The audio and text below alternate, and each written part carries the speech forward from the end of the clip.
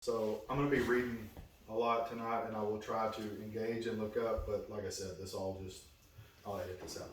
This all just sort of happened today based on what I've been studying.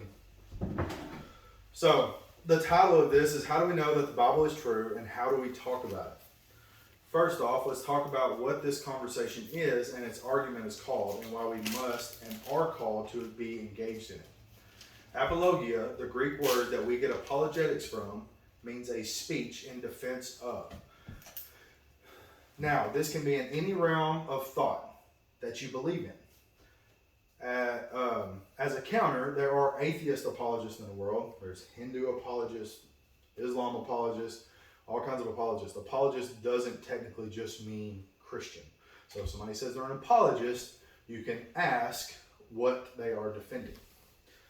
Now, in all reality, an atheist apologist does not make a lot of sense to me because they're arguing in defense that there is no God while using the term atheist, and the negates theism. It's for a different time.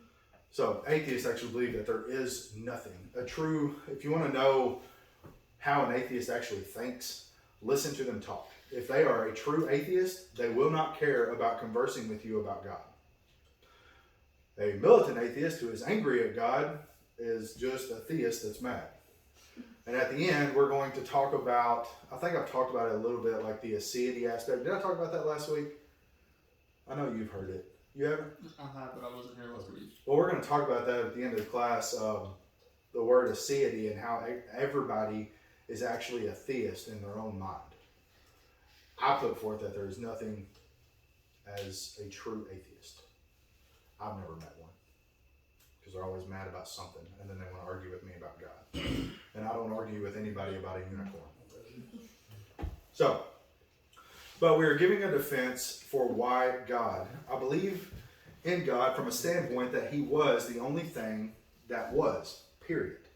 I start my defense from that standpoint, which also takes me into looking into His Word that He gave us in the Bible. So this is, for those that weren't here, this is the statement that we went over 3 weeks ago of why we choose the Bible, and I'm not going to go over that. I'll just tell you all the statement again. I choose to believe the Bible because it is a reliable collection of historical documents written down by eyewitnesses during the lifetime of other eyewitnesses. They reported supernatural events that took place in fulfillment of specific prophecies and claim that the writings are divine rather than human in origin. That is by Vodi Balcom. You can look that up. I know that's a lot to take in, but we talked about that and how we went through all of that.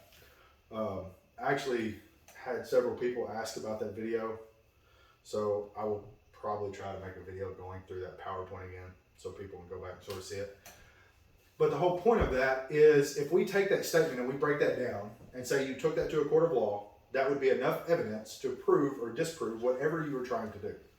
There's no court in the world that would look at everything that we have there in a different context, in a different light, and throw it out. Okay? So that's our starting point. Now, giving a reason defense for God. Oh, hold on, back up. If you have a Bible, you can turn to 1 Peter 3, 15 through 17. This is sort of like the apologetics motto or cry from Scripture. I'll give everybody a minute to get there.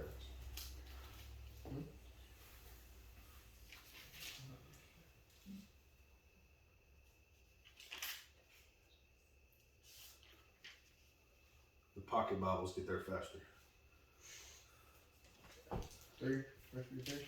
1 Peter 3, 15 through 17. Already highlighted. Huh? It's already highlighted. It's good. Now, and this is our belief, we are defended as we are told in 1 Peter 3, 15 through 17. You there, Chandler? Mm-hmm. Okay. But in your hearts, honor Christ the Lord as holy, always being prepared to make a defense to anyone who asks you for a reason for the hope that is in you. Yet do it with gentleness and respect, having a good conscience, so that when you are slandered, those who revile your good behavior in Christ may be put to shame. For it is better to suffer for doing good, if that should be God's will, than for doing evil. Now, when I started learning about apologetics and started gaining knowledge on the subject. I was very confrontational. I wanted to prove my knowledge over the next person. And I still fight with that a lot doing this.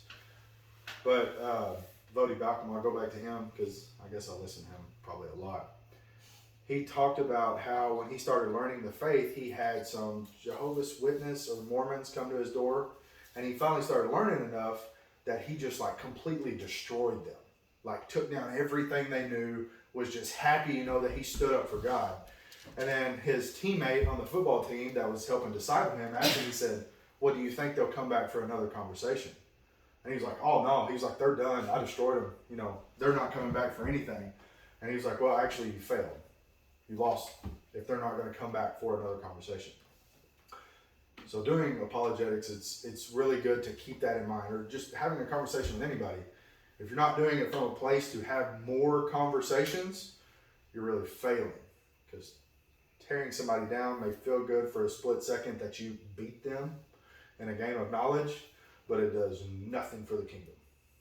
So, now, giving a reasoned defense for God is to be done in a certain way, with gentleness and respect. We do not want to try to beat the world into submission to believe how we believe. You are never told in Scripture that that is your job to save people. We are told to take the message and to spread the good news. If you do this just to boast in your intellect, you are giving your opponent reason to not believe based on your conduct. You become tainted water in the sense of watering the seed of God's gospel. You may plant the seed, and if you're not cordial and you're not nice and they walk away saying, "I'm never talking to that guy again," you didn't water the seed. You just threw some on rocky ground.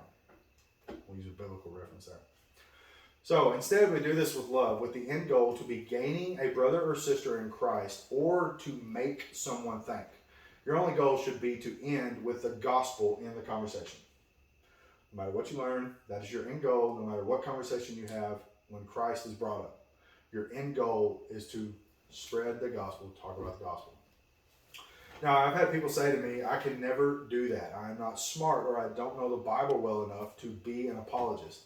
Some people look at apologists as like the Green Berets of the Christian world.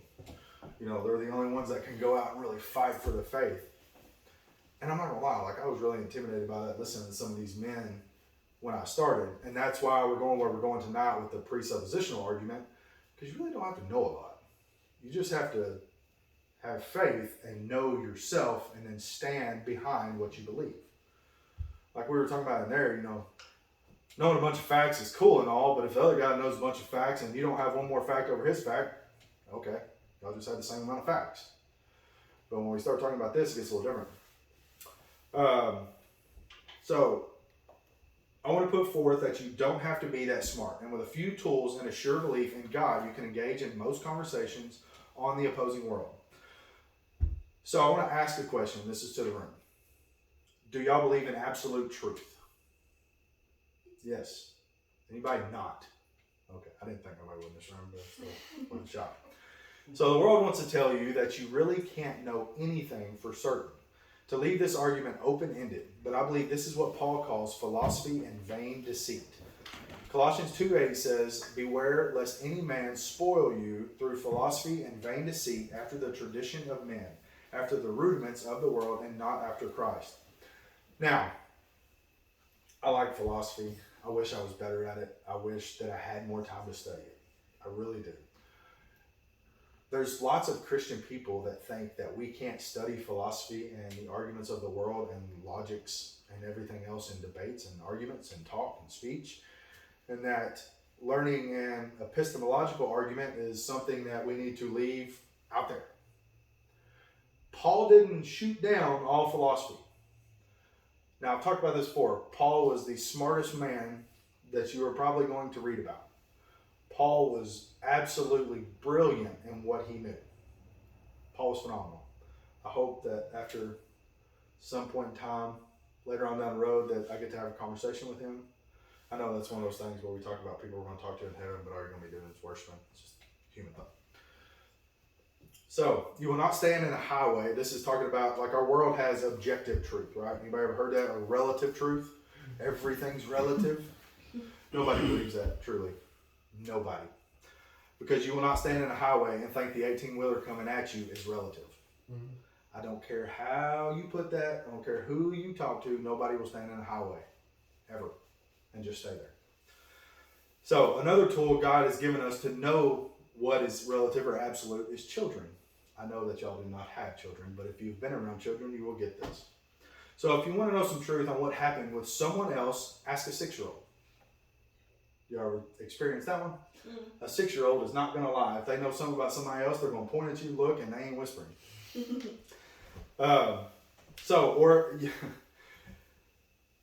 Ask a 6-year-old if an outfit looks good. Because they will tell you. They'll go, no, you look fat. Or no, you look something. A 6-year-old will tell you the truth. And I think it's great. Like, I think it's just a punch in the face to relativism out of a child. So children have no concept of relativity. Their world is black and white, true and false. I think this is beautiful because your mind actually operates on this same standard. If God gave us a true or false world in which we live, I don't believe that the mind and perceiving truth is any different. You know, thinking on that, the way the world wants to push that narrative of relativity, that your truth is your truth and my truth is my truth, doesn't work. No one lives in that world. They do for certain sections of it. But nobody stays there. You look both ways when you turn out of somewhere. You do everything. No, well, you're supposed to. You're supposed to. Or how about when you cross the street? You don't just blindly walk across the street, do you? No. Okay. Not usually. Depends on the day. So, just to keep this in mind, we're talking about presuppositionalism tonight. That means that we presuppose God as an argument for a basis for anything that we talk about. I got here, I did the evidentiary approach and studied all of that, and trying to memorize all these facts is insane. Like, it's not worth it. You can memorize a couple, and then somebody will start talking about quantum physics, and you're just gone unless you've studied that realm. So, I begin with a creator. If I try, as I may, to start with neutrality in my belief, I look around and see the picture that an artist created. So another argument is that if we are Christians, we are not starting on neutral ground. We are not starting with a white piece or a blank slate, white piece of paper or a blank slate to start with an argument. As an argument that the world has with Christianity, we're already starting that we believe in a God, so how can we learn or grow in anything that's scientific or theories or anything like that, right? Everybody understand that point? So as a Christian, you do not have neutrality. And technically nobody else does. So, try as I may, to start with neutrality, in my belief, I look around and see the picture that the artist has created. My world around me in nature is plain to me that someone made this. Again, ask a kid and ask them about creation and look how they view things outside in nature. They know from an early age that this did not just pop into existence, and neither does man if we were honest. Man does not fathom that something will just come into existence from completely nothing. So, my theory is that man is so disconnected from nature because we've built ourselves into concrete jungles that we do not see God in nature anymore because we are not in nature. If you think about it, pretty much unless you farm, hunt, or enjoy hiking or kayaking, we really don't go out into true nature anymore. Now, here's something I put out and I wish somebody would give me an answer. Have you ever heard of an atheistic community or culture that lived out in nature? I've never found one. I would almost like to find one to kill that argument. But every culture that we've ever found that lived out in nature before the civilization of man had gods. They all had something that they worshipped. Most of the time it was the elements of the world, but everybody had something. So another argument, like why they created, so why would y'all think that they would create gods, people that lived outside? Other than what we as Christians know that everybody knows there's a God. To explain things they couldn't fathom. Okay? What else?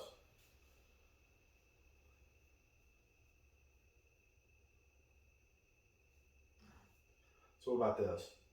This is what I've always heard from people. That those generations or those cultures created gods because they were scared of the elements. right?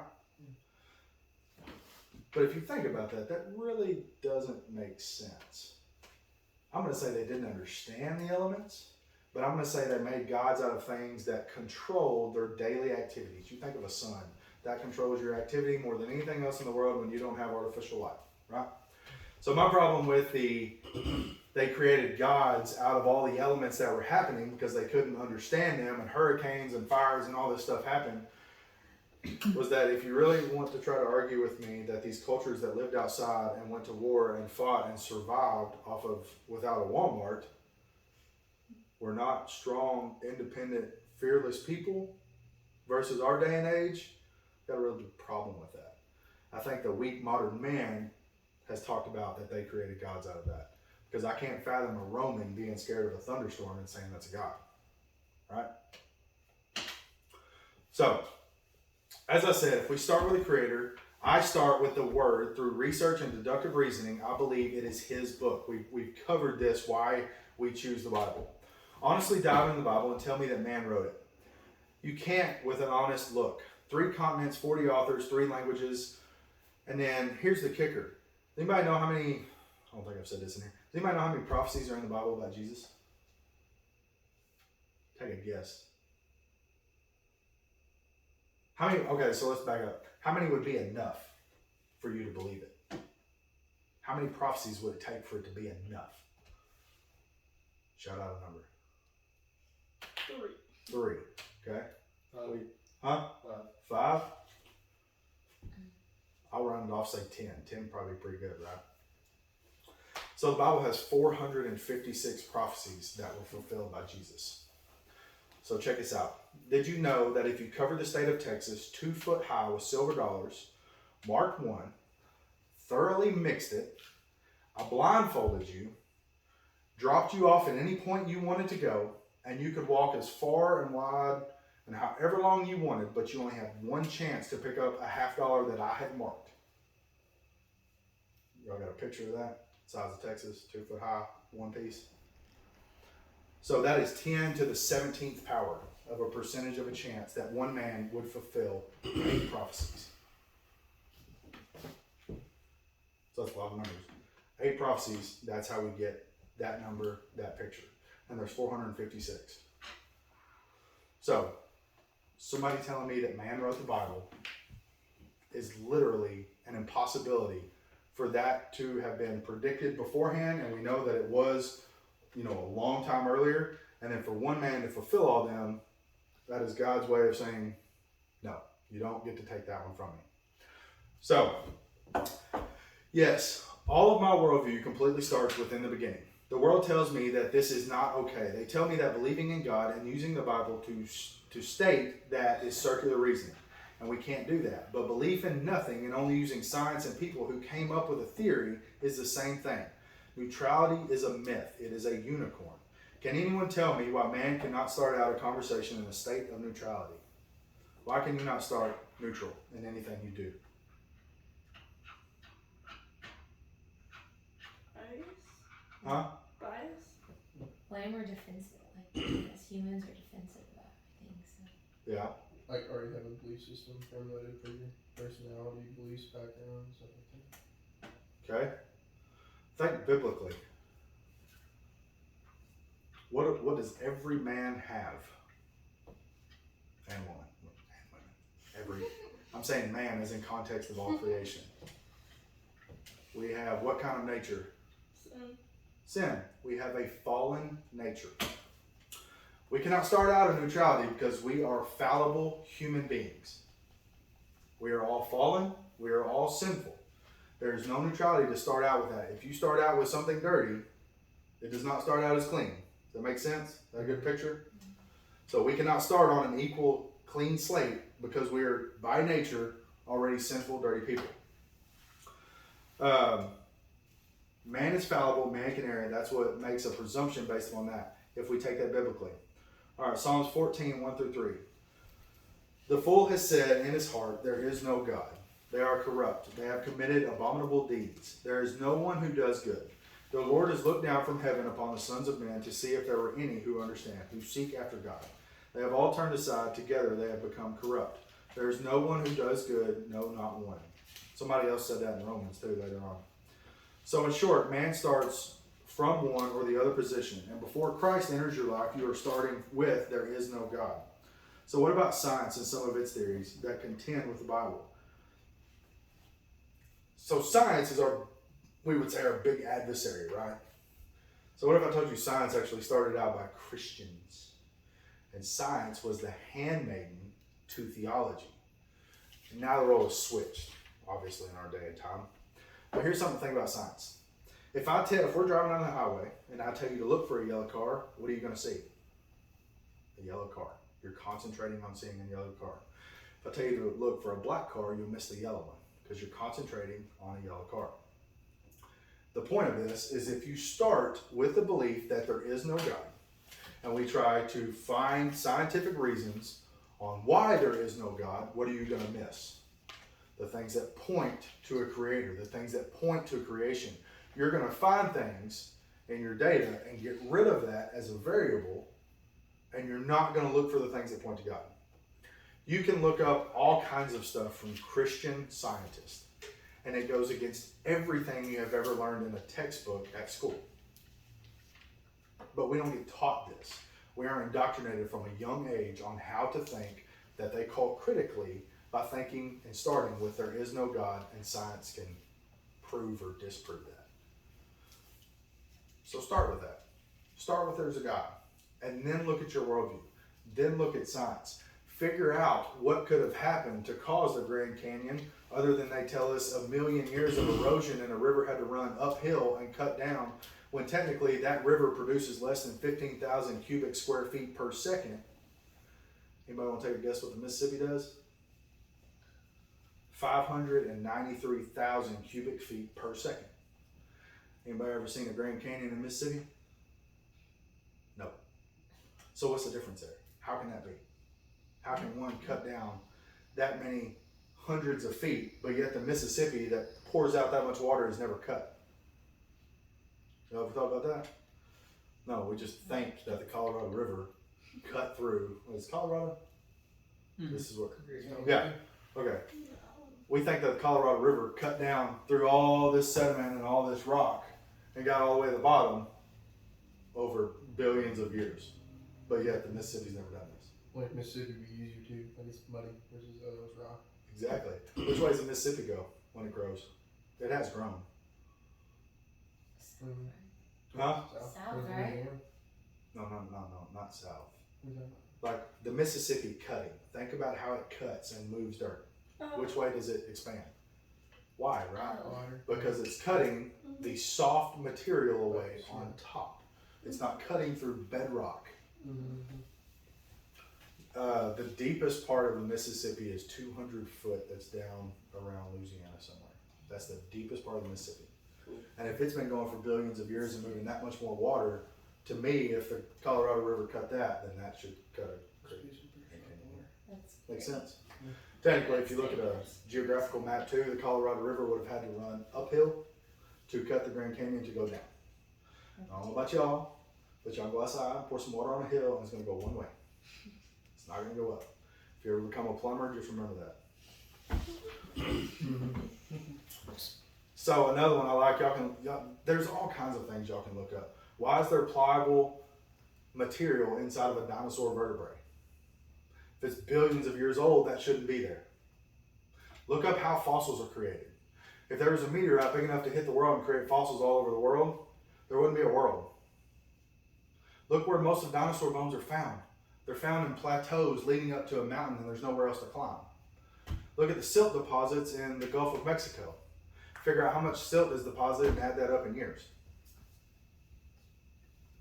I mean, our world does not point to billions of years old. So how could we rectify billions of years old with God and creation? What came first, the chicken or the egg? Age-old question. Don't say an egg. Please don't say an egg. Repeat tape for forward. Huh? I don't know what you just said. The question is. What comes first, the chicken or the egg? Yes. Yes? Seriously, answer that. What do you think? Well, you said don't say the egg, so I guess the chicken. Okay, good answer. You know, and if you read Genesis, when it talks about creation, God created everything with age. We actually talked about this morning. When God created the plants and created the animals, how bad would it have been for all the animals for them to wait for the world to come from a seed to grow so they could get food? Everything was created with age. You know how long it takes for light from a star to reach Earth? Huh? No, Super long would be a good answer. There's some stars that are millions of years, light years away, and we're still seeing it. So how could that be? We can talk about how God created everything with age. Was Adam a baby or a man? He was a man. He was a man. You know, it's not, we take all this supernatural stuff in the Bible. We look at all the things God does, and then we get to creation and think that he couldn't have created this world and this universe with age. We step out there. Okay, so next thing I want to talk about was morality. This is another big argument with God. So morality is the concept of right and wrong and good versus evil. And we say this comes from God and his knowledge that he instilled in us, and that this did not come out of the process of goo to you. We read that he created us in his own image. Proverbs 9:10 says, "The fear of the Lord is the beginning of wisdom, and the knowledge of the Holy One is understanding." You can read all through the Proverbs and Psalms that God is what all knowledge and morality is poured out from. And honestly, if he is the creator and sustainer of all, then he is by definition the one that determines what morality is. Think how scary it would be if man set the standard for what morality is. Just dwell on that. Any conquering world leader would do for the scenario.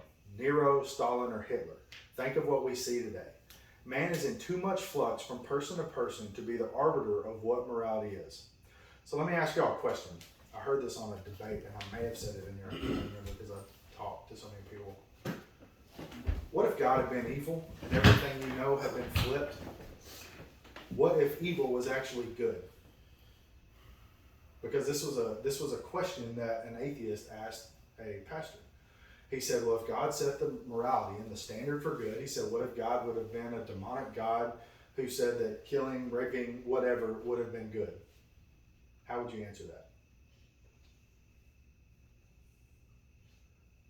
Kind of hard question to think about, ain't it? So seriously, how would you answer it? I'll take any answer. We talked about this. Sorry. Okay, so Yeah, I think we talked about that. Do we? Alright. If God had been evil, the answer to that is so what? You would be closer inclined to getting to nirvana or heaven if God would have been evil, because that's your natural inclination. God set the standard. If God created everything, he is the only one, by definition, that can set that standard. So if anybody asks you about morality, everybody believes in morality. And we all know, or Christians know, that this came from the Bible. So, the Bible tells me that there are no true atheists. The Bible tells me there are no true atheists. So if y'all want to flip with me, we're going to read through Romans 1. We're going to start in verse 18. So remember, what's an atheist? Someone who what? Doesn't believe in anything. What? She said, Something about somebody to argue with you. You said that if they're a true atheist, they won't argue with you. Yeah, but an atheist means somebody that doesn't believe in the existence of God. Yeah. That's still true. But an atheist is somebody that doesn't believe in the existence of God. So, somebody want to take 18 through 22? wait, Romans what? Romans 1:18. Oh, And then somebody take 23 through 26. And then somebody take 27 through 30. And then somebody can read. Well, somebody can take 27 to 32. Start reading. We're going to go 18 to 32. I'll start you over. The wrath of God is being revealed from heaven against all godlessness and wickedness of people who suppress their truth by their wickedness. Since what may be known about God is plain to them, because God has made it plain to them. For since the creation of the world, God's invisible qualities, his eternal power and divine nature, have been clearly seen, being understood from what has been made, so that people are without excuse. For although they knew God, they neither glorified him as God nor gave thanks to him, But their thinking became futile, and their foolish hearts were darkened. Although they claimed to be wise, they became fools, and exchanged the glory of the immortal God for images, made to look like a mortal human being in birds and animals and reptiles. Somebody else take off. I'm a little too far, so it's 24. Yeah, somebody take off 24. Okay. Oh, I can do it. For it. Therefore God gave them up in the lust of their hearts to impurity, to the dishonoring of their bodies among themselves, because they exchanged truth about God for a lie, and worshipped, and served the creature rather than the Creator, who is blessed forever. Amen. For this reason God gave them up to dishonorable passions. For their women exchanged natural relations for those that are contrary to nature, and the men likewise gave up natural relations with women, and were consumed with passion for one another, men committing shameless acts with men, and receiving in themselves the due penalty for their error. 28:32. Somebody. And since they did not see fit to acknowledge God, God gave them up to a debased mind to do what ought not to be done. They were filled with all manner of unrighteousness, evil, covetousness, malice. They are full of envy, murder, strife, deceit, maliciousness. They are gossips, slanderers, haters of God, insolent, haughty, boastful, inventors of evil, disobedient to parents, foolish, faithless, heartless, ruthless. Though they know God's righteous decree that those who practice such things deserve to die, they not only do them, but give approval to those who practice them. Okay, did anybody notice in 18, 19, and 20 what that said? When I say there's no atheist, my argument comes from here. Because that which is known about God is evident within them, for God made it evident to them. For since the creation of the world, his invisible attributes, his eternal power and divine nature have been clearly seen.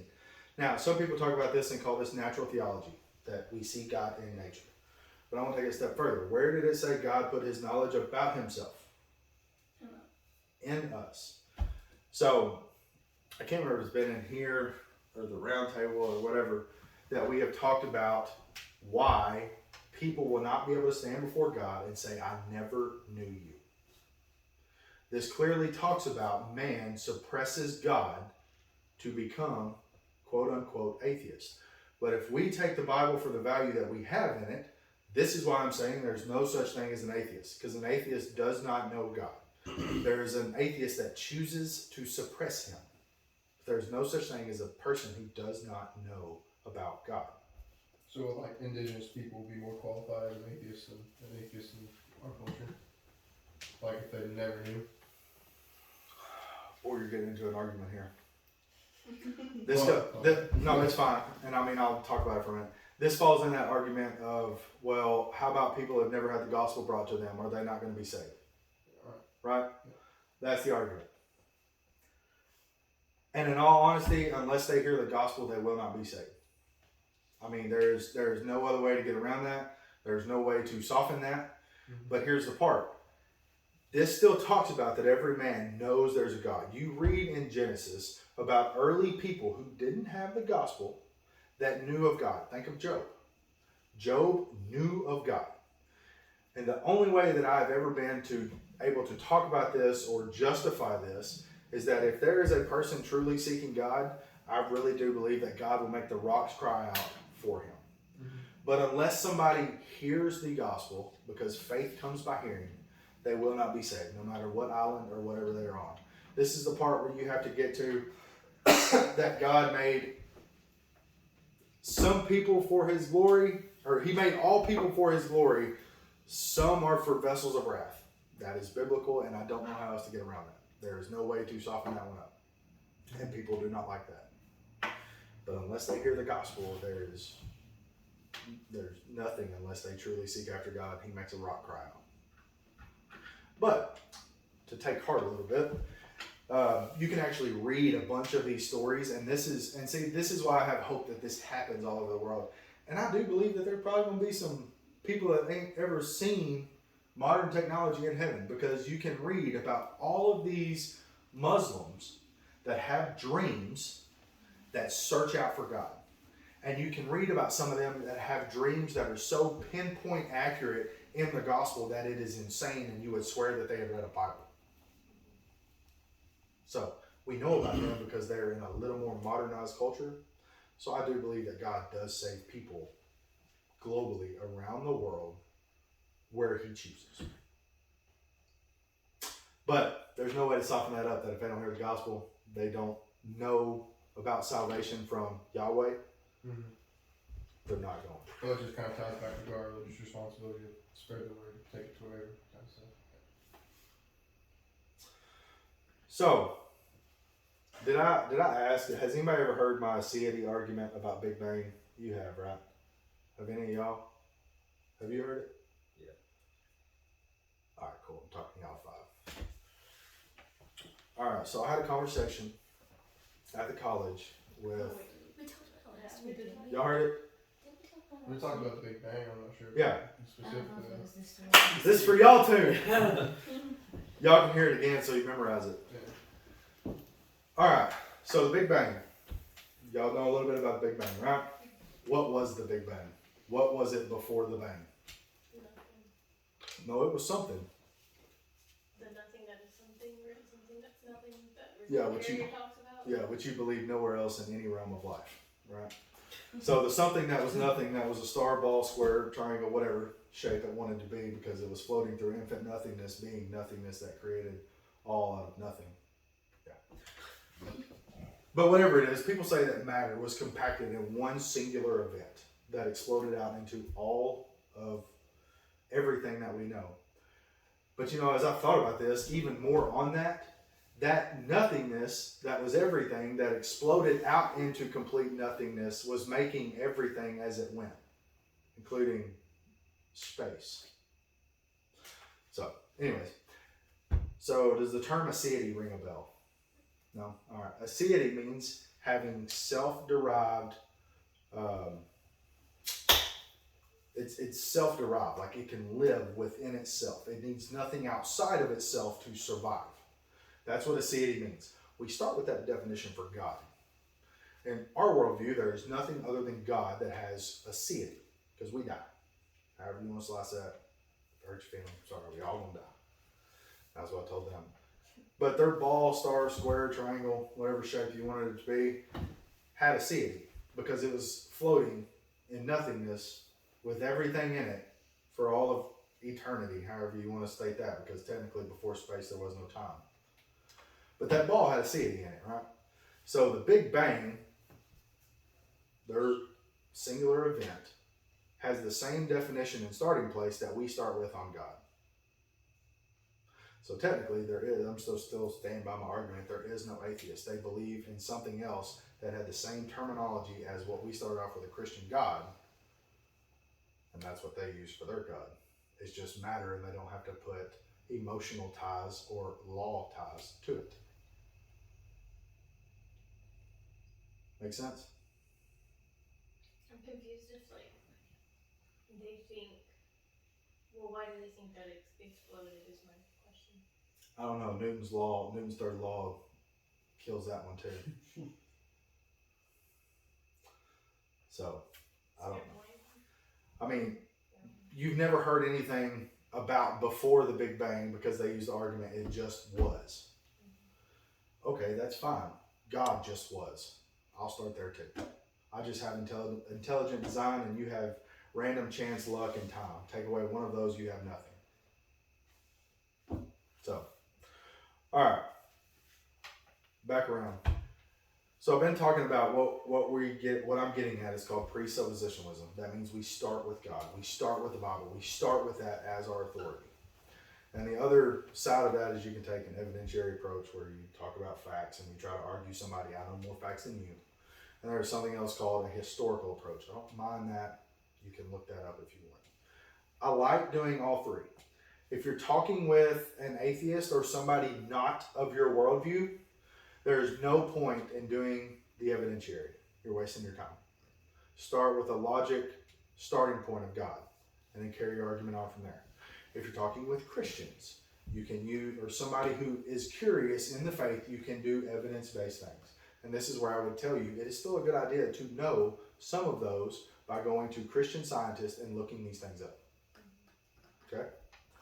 Alright, so I start with God and I start with the Bible because through reasoning that God gave me, I believe that the Bible is true. It's not circular to use the Bible because if my Creator authored it, it is my only authority.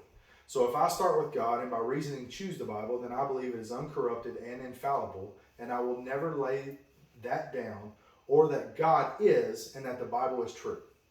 Any argument you have, never lose those two things.